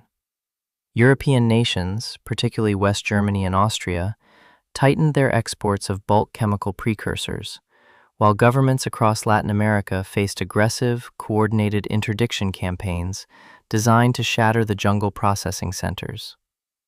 Yet, the criminal syndicates orchestrating the trade were not easily discouraged. They were highly adaptive networks that viewed regulatory barriers merely as a temporary cost of doing business. As the Atlantic supply lines began to constrict, the pipeline did not dry up. Instead, it underwent a rapid, chaotic migration, finding shelter in the complex, unmonitored markets of the global South and triggering an unprecedented black market empire. To trace the trajectory of this structural mutation, we must look away from the coastal entry points of Florida and the Caribbean shipping channels, shifting our gaze across the Atlantic to the southern tip of the African continent. In the early 1980s, South Africa was a nation trapped in a state of deep, violent socio-political isolation, governed by an oppressive apartheid regime and surrounded by escalating regional conflicts. The domestic atmosphere was thick with paranoia, racial tension, and an all-pervading sense of instability. It was this specific environment of institutionalized trauma and deep social fragmentation that proved to be the ultimate incubator for the next, most destructive phase of the molecule's life cycle. The substance entered the South African market not under the name QUAALUDE or Lemon 714, but under its old British designation, Mandrax. The physical appearance of the drug had changed from the pristine, thick white tablets of the American suburbs into a variety of poorly pressed, multicolored discs, often stamped with crude logos like lizards, crowns, or simple crosses. But while the branding had shifted, the underlying neurochemical trap remained completely identical. The molecule was about to find a vast, captive population of users who were desperate for any chemical agent that could blunt the harsh, daily realities of structural violence and social displacement. We observed the arrival of the drug in the sprawling, impoverished townships surrounding major cities like Cape Town and Johannesburg. In these densely populated, systematically marginalized communities, Mandrax did not remain a luxury accessory for nightlife elites or college students. It became an absolute demographic conqueror, tearing through working-class neighborhoods with a speed and ferocity that shocked local health workers. The method of consumption underwent a radical cultural evolution that altered the physiological impact of the drug entirely. Instead of swallowing the tablet with water or alcohol, users in the townships developed a highly unique, devastating technique known as the white pipe. They would crush the counterfeit Mandrax tablet into a fine powder, mix it with a high-potency cannabis matrix, and pack the entire mixture into the neck of a broken glass bottle. They would then ignite the mixture, inhaling the thick, acrid chemical smoke directly into their lungs. Let us analyze the profound, immediate biological impact of this inhalation method. When the quinazolinone molecule is swallowed in pill form, it must pass through the digestive system and the liver, resulting in a slow, gradual onset of sedation over the course of 30 minutes. But when the chemical smoke from a white pipe enters the lungs, it bypasses the body's natural metabolic filters entirely.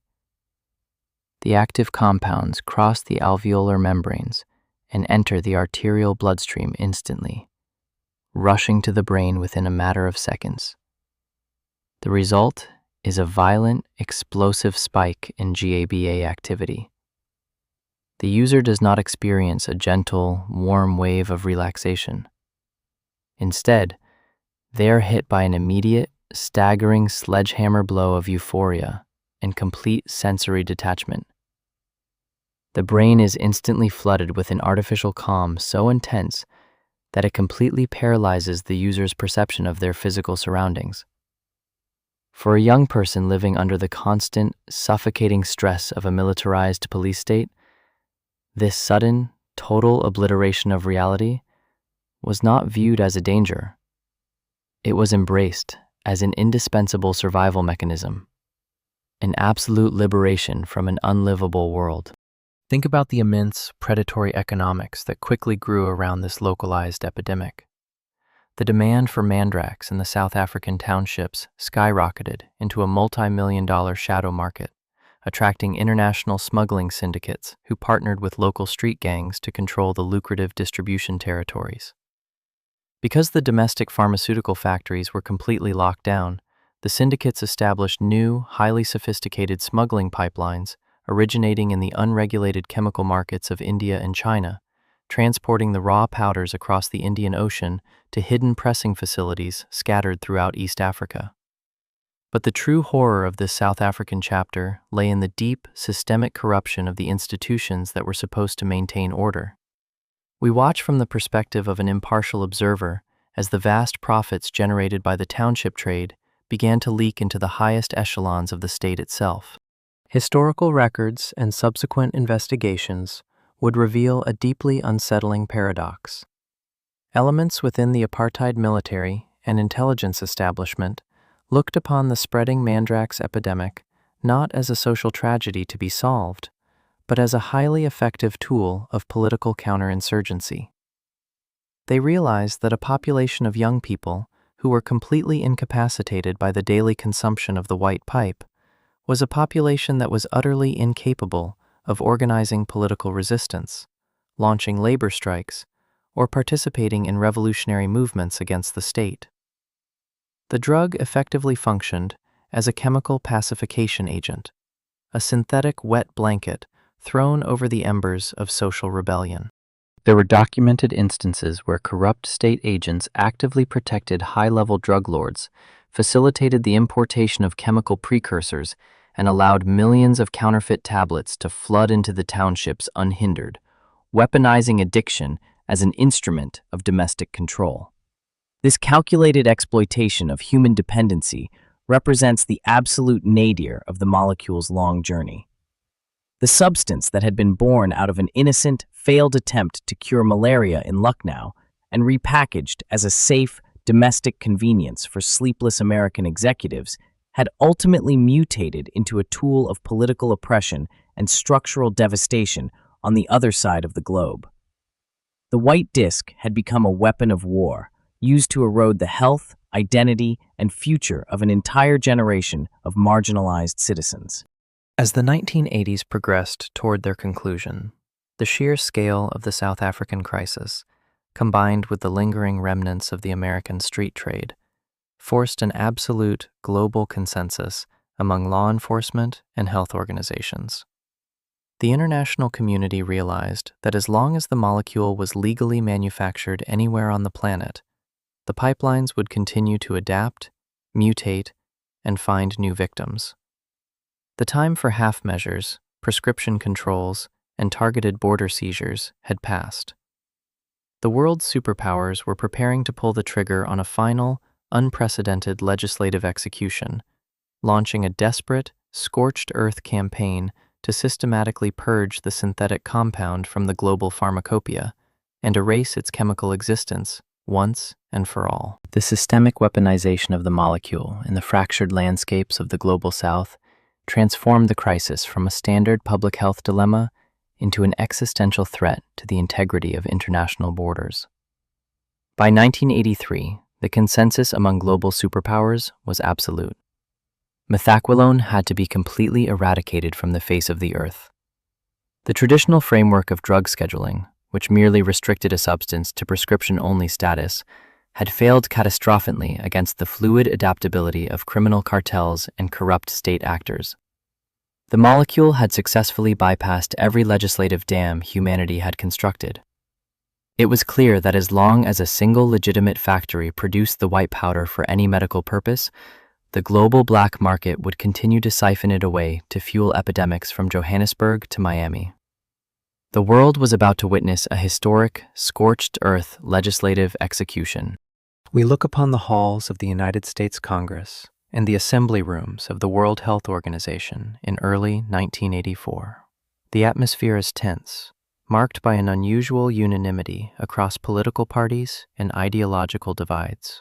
The statistics being presented by federal officials are staggering, each number casting a dark shadow over the room. Over the course of the previous decade, the substance had been linked to thousands of vehicular fatalities, tens of thousands of emergency room admissions, and an unquantifiable wave of domestic ruin. The phrase non-barbiturate safety, which had once served as the ultimate corporate shield for the drug, was now openly mocked by lawmakers as one of the most lethal marketing deceptions in commercial history. The federal response was swift and merciless. In 1984, the United States government pulled the ultimate regulatory lever. They completely banned the manufacture, distribution, and possession of methaqualone within the country. It was moved from Schedule II to Schedule I of the Controlled Substances Act. This was not a mere tightening of restrictions. It was a total legal annihilation. By placing it in Schedule I, the state declared that the molecule possessed absolutely no accepted medical value and carried a high potential for severe abuse. Every remaining bottle of Quaalude or Lemon 714 sitting in neighborhood pharmacies across the nation was ordered to be surrendered, packed into secure containers, and incinerated in high-temperature industrial furnaces. Imagine the physical reality of this purge.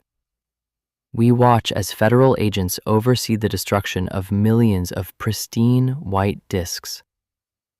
In the fires of those furnaces, the physical remnants of the disco era's favorite escape are systematically converted into harmless ash and carbon dioxide smoke. The Lemon Company, recognizing the absolute destruction of their market, permanently shutters the production lines that had minted millions of dollars from a single organic synthesis. For the first time in American history, a widely used, mainstream pharmaceutical drug was entirely erased from the medical landscape by federal decree. But an executive order, signed in Washington, D.C., cannot instantly alter the laws of international supply and demand. Let us observe how the global criminal syndicates reacted to this legislative guillotine. They did not abandon the molecule. Instead, they realized that the total ban in the West had created an unprecedented spike in the street value of the remaining illicit supply. The total eradication of legitimate production turned the white disc into an elite commodity, a rare and highly prized artifact of a bygone era of unchecked hedonism. To understand how the drug survived this legal execution, we must trace the migration of the raw manufacturing blueprints to the most remote, ungoverned regions of the planet. Criminal enterprises moved their chemical processing hubs far outside the reach of the DEA and Interpol, embedding their operations within countries where state authority was fractured by civil war or compromised by systemic poverty. The manufacturing process itself underwent a dangerous, regressive evolution. There were no longer any pristine, regulated industrial facilities involved in the synthesis. The production of the molecule returned to its primitive, clandestine origins, but on an immense, unregulated scale. Imagine a hidden, subterranean concrete bunker buried deep within the desolate badlands of the northwest frontier province of Pakistan, or a camouflaged warehouse in the lawless tri-border region of South America in 1985. The air inside these spaces is a toxic, unventilated nightmare, thick with the corrosive vapors of hydrochloric acid and acetic anhydride.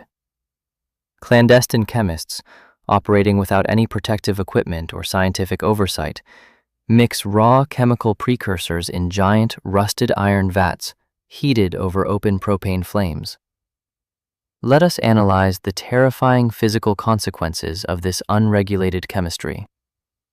Because these black market operators lack the sophisticated purification equipment used by the pharmaceutical giants of the past, their final product is deeply contaminated with unreacted chemical intermediates, toxic heavy metal residues, and volatile industrial solvents. When the resulting slurry is dried and pressed into crude, yellowing counterfeits of the classic 714 tablet, it bears only a superficial resemblance to the clean medicine engineered decades prior. The users who purchase these street pills are no longer consuming pure methaqualone. They are introducing a highly unpredictable, toxic biological weapon into their systems. We watch as a street-level addict in a major Western metropolis swallows one of these clandestine counterfeits. The onset of the high is no longer a smooth, warm wave of relaxation. It is accompanied by a sudden, violent spike in blood pressure, severe nausea, and a profound, terrifying muscle rigidity.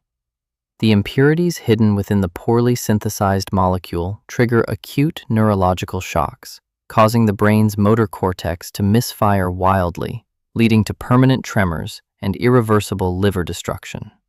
Think about the extreme desperation of this market. Even as the physical quality of the street drug degenerates into a literal poison, the addiction of the user base remains absolute.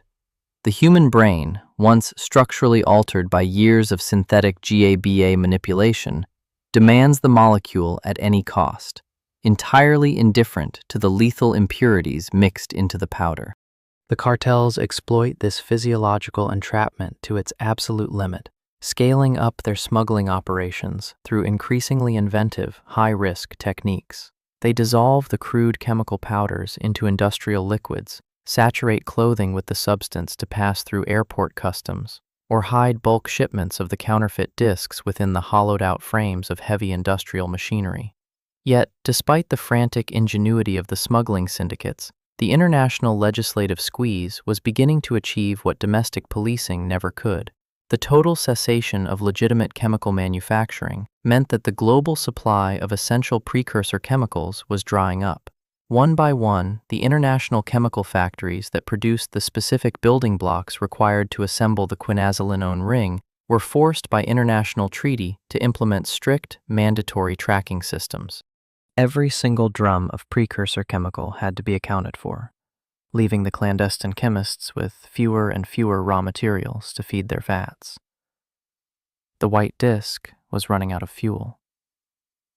The massive, roaring ocean of synthetic sedation that had flooded the Western world throughout the 1970s was being systematically reduced to a few isolated, stagnant puddles.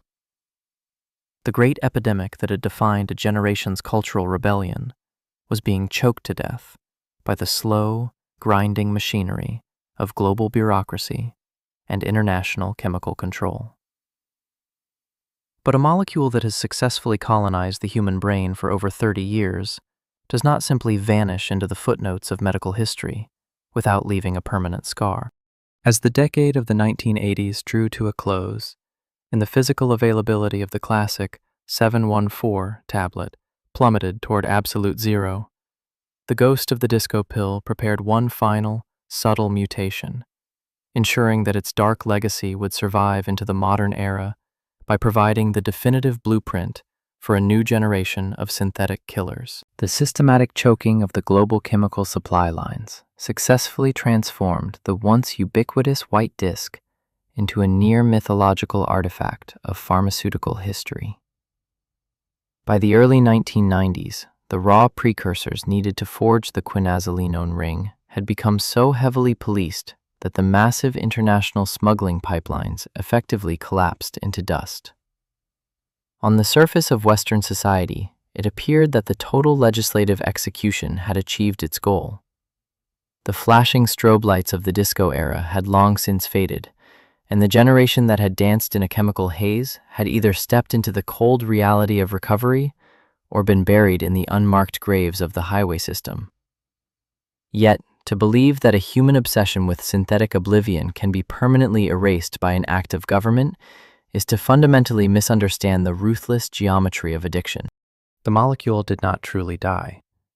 It simply retreated into the collective subconscious of the black market, leaving behind a phantom inheritance that would quietly reshape the landscape of modern chemical dependence. To trace the ghostly survival of this phenomenon, we must look at the structural void left in the wake of QUAALUDE's total erasure. The human brain's desire to artificially dim its own electrical grid did not vanish when the last Lemon 714 tablet was incinerated. Millions of individuals still possessed central nervous systems that vibrated with a frantic, unmanageable static.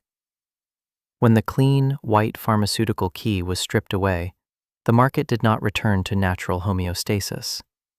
Instead, it created an immense, howling demand for a replacement, a new chemical entity that could offer the same heavy blanket oblivion without triggering the immediate alarms of the newly fortified international watch lists. This systemic desperation provided the definitive structural blueprint for the modern designer drug crisis. clandestine entrepreneurs, armed with the historical lessons of the QUAALUDE epidemic, realized a profound truth. You do not need to fight the government for control of a banned molecule if you can simply alter its atomic architecture. They began to look at the scientific literature with a predatory curiosity, searching for forgotten chemical analogs that had been cast aside by the pharmaceutical companies of the mid-20th century. If you shift a single nitrogen atom or append a solitary chlorine molecule to a hydrocarbon ring, you create an entirely new substance. On paper, it is a legal compound, completely invisible to the custom scanners and the scheduling acts. In the brain, however, it binds to the exact same GABA receptors with a terrifying, amplified intensity. We watch this phantom mutation manifest in the rise of the modern research chemical market.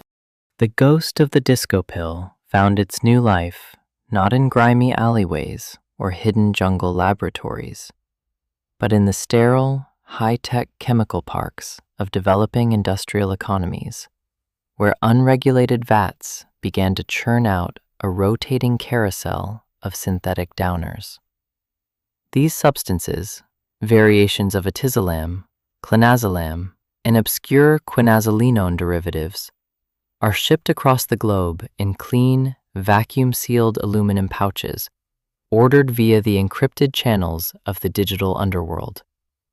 They arrive on the doorsteps of a new generation of users, masquerading as harmless laboratory samples or novel supplements. Let us analyze the profound, multi-generational deception at play in this modern landscape. The contemporary user, sitting in front of a glowing computer screen, feels entirely insulated from the sordid, violent history of the traditional narcotics trade. They believe they are participating in a sophisticated, modern form of cognitive exploration. They do not see the invisible thread connecting their pristine, new synthetic powders to the chalky, white 714 discs that littered the floors of Studio 54 decades earlier. They are entirely unaware that they have stepped into the exact same neurochemical trap, using a key that has been sharpened to an even more predatory edge. The physiological reality of these modern analogs is significantly more volatile than the original formulation. Because these designer sedatives are engineered specifically to evade detection, they are frequently synthesized with a potency that defies traditional medical measurement. While a user in the 1970s required a 300 milligram tablet of QUAALUDE to submerge their consciousness, a modern research downer can completely paralyze the central nervous system at a dosage of less than a single milligram. The line between an artificial peace and a total respiratory arrest has been compressed to a microscopic sliver of powder, a physical reality that leaves absolutely zero margin for human error. We observe the manifestation of this high-potency deluge in the modern domestic landscape. The epidemic is no longer loud, flashy, or tied to a distinct cultural movement like disco. It has become entirely silent, atomized, and hidden behind the closed doors of suburban bedrooms. There are no longer any juice bar clinics drawing long, visible lines of customers down city blocks. The modern transaction occurs in absolute isolation, mediated by digital algorithms and delivered by ordinary postal workers who have no idea they are carrying a lethal dose of synthetic oblivion in their leather satchels. Let us step inside a quiet home in an affluent modern neighborhood to observe this phantom inheritance in action. It is late evening, and a young man, a digital native who has grown up in an era of constant, hyper-accelerated stimulation, sits alone in his room. His mind is exhausted, overwhelmed by the relentless, non-stop feed of information and the deep, existential anxieties of a highly fractured world. He cannot quiet the internal noise. He opens a small, unlabeled plastic vial containing a white crystalline powder that he purchased online. He measures out a microscopic portion, completely blind to its true chemical purity or structural stability, and introduces it into his system. Watch what happens over the next 10 minutes. The molecule does not gently coax his neurons into a natural state of rest. It slams into his GABA receptors with a structural ferocity that completely overwhelms his brain's internal architecture. The electrical storms of his mind do not fade. They are instantly short-circuited. His breathing slows to an unnatural, shallow whisper. His limbs growing heavy and entirely unresponsive as he drifts into a deep, chemical torpor. He feels an artificial warmth, an absolute detachment from the anxieties of his existence, entirely unaware that his heart is beating at a fraction of its required rhythm. This is the ultimate legacy of the molecule's long historical journey. The corporate architects of the 1960s, who promised a safe, non-addictive miracle for a sleepless nation, have long since passed away. But the chemical genie they embodied has successfully replicated itself across generations. The strategy of total prohibition, while effective at erasing a specific brand name like Quaalude, has ultimately acted as an evolutionary pressure, forcing the black market to engineer smarter, stealthier, and far more lethal variants of the original poison. Think about the profound, intergenerational risk that this structural evolution poses to the future of society. We are no longer merely dealing with a localized epidemic that can be contained by arresting a specific cartel or shutting down a particular processing port. We are confronting a permanent, decentralized molecular insurgency. The blueprint for synthetic escape has been permanently burned into the global economic fabric. The story of the white disk has taught the underworld that human vulnerability is an inexhaustible gold mine, and that as long as humanity remains desperate to escape the weight of its own consciousness, there will always be a chemist willing to rewrite the laws of nature to profit from that despair.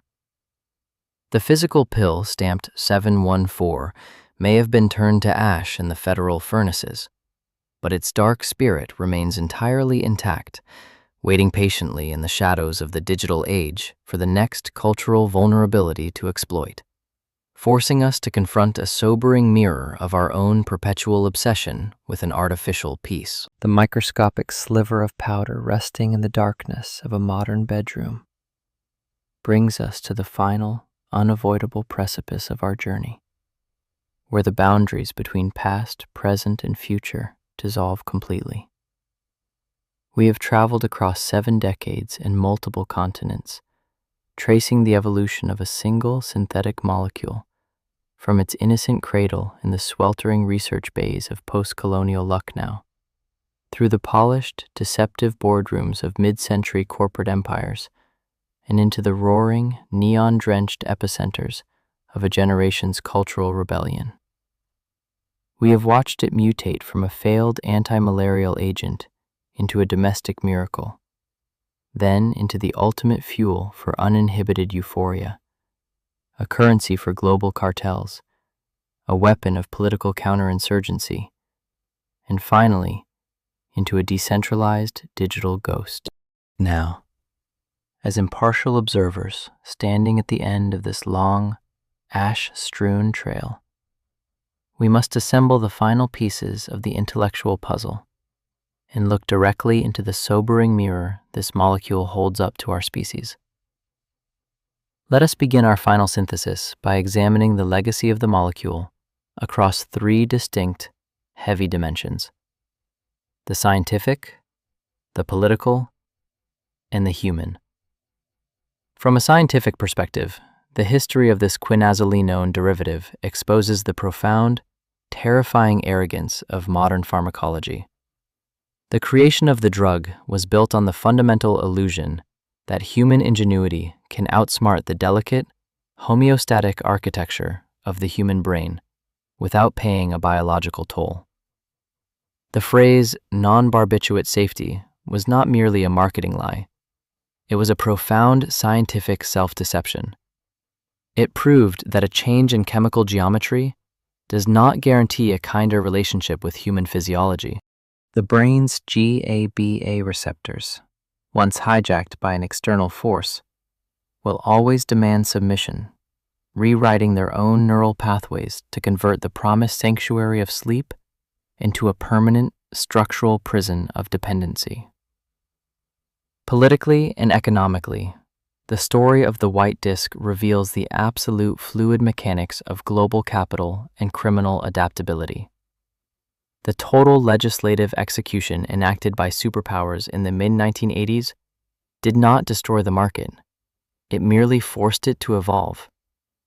The state, operating with a blunt instrument of prohibition, treated the epidemic as a logistical problem that could be solved by burning pills and tracking drums of precursor chemicals.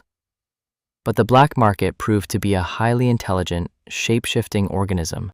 When the legal supply lanes were crushed, the infrastructure simply migrated to the ungoverned spaces of the global south, weaponizing the drug as a tool of societal control in South Africa, before ultimately dematerializing into the borderless digital algorithms of the modern internet.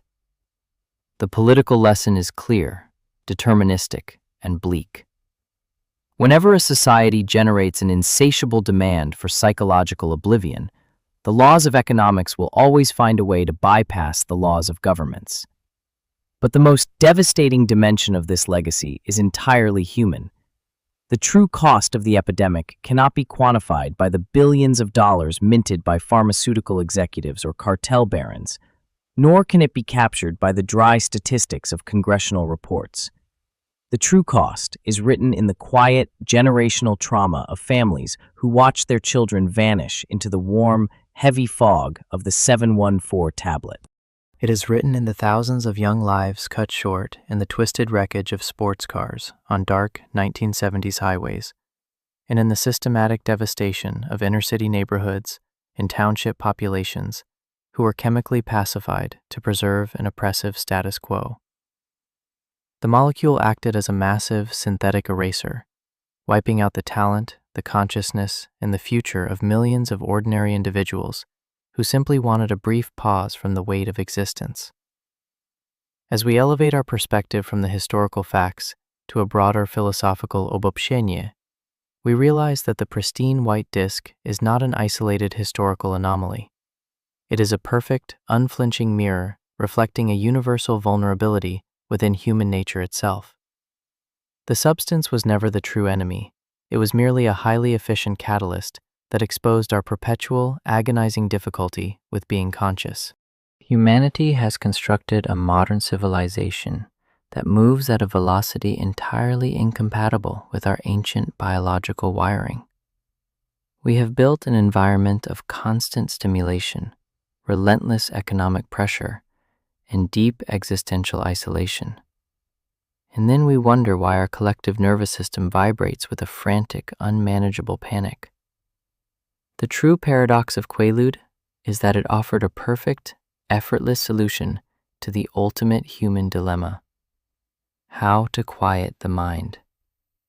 It commodified the absence of thought.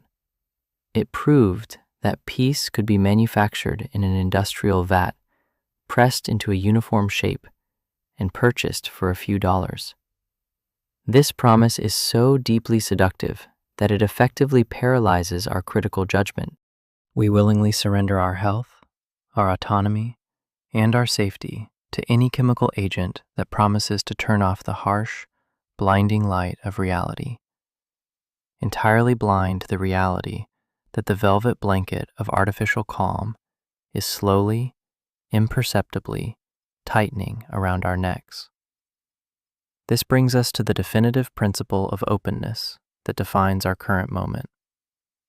The history of the disco pill is not a closed chapter. It is an ongoing, active commentary on the present.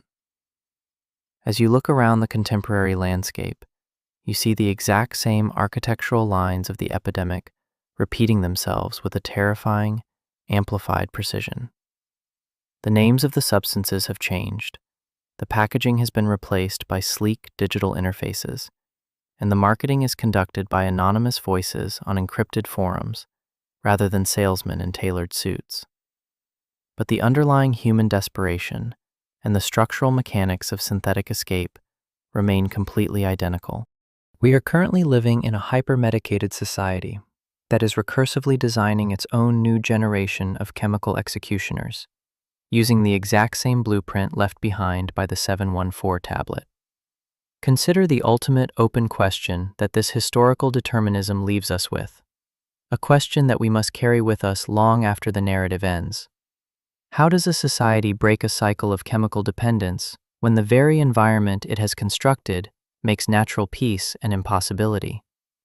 The state will continue to pass new scheduling laws, customs agents will continue to scan cargo containers, and modern research chemists will continue to shift atoms to stay one step ahead of the federal guillotine. The molecular arms race is permanent, decentralized, and impossible to win through force alone. The crisis cannot be solved by simply destroying the keys. It requires us to change the nature of the lock itself. Imagine the silent metropolis of the human brain, still humming with its electrical storms, still searching for a way to breathe amidst the noise of the 21st century. The ghost of the disco pill remains perfectly intact, floating through the digital currents, waiting for the next moment of societal vulnerability, the next generation of exhausted minds to colonize. The story we have examined is not a dry chronicle of a forgotten pharmaceutical mistake. It is an urgent, living warning, an intellectual puzzle that remains completely unsolved by our collective institutions.